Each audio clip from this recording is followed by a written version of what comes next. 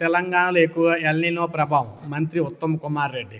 So, తెలంగాణలో మనం చూసుకున్నట్లయితే ఎల్‌నినో ప్రభావం ఎక్కువగా తెలంగాణలో ఉందని రాష్ట్ర మంత్రి ఉత్తమ్ కుమార్ రెడ్డి అన్నారు.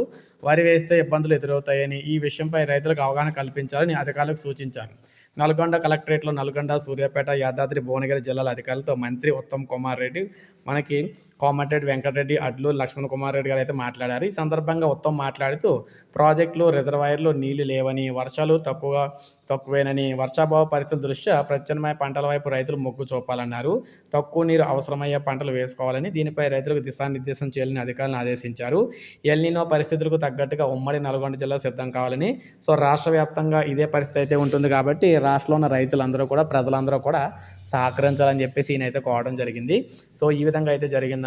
మనకి ప్రజెంటు తెలంగాణకు సంబంధించి గట్టిగా అయితే దెబ్బ తగులుతుందని చెప్పుకోవచ్చు. సో, ఇది అప్డేట్. ఒక లైక్ చేయండి, సబ్స్క్రైబ్ చేసుకోండి, మన ఛానల్ సబ్స్క్రైబ్ చేసుకొని ఫాలో అవుతుండండి. ఇలాగే మీకు లేటెస్ట్ అప్డేట్స్ అన్నీ కూడా నేనైతే అందిస్తూ ఉంటాను.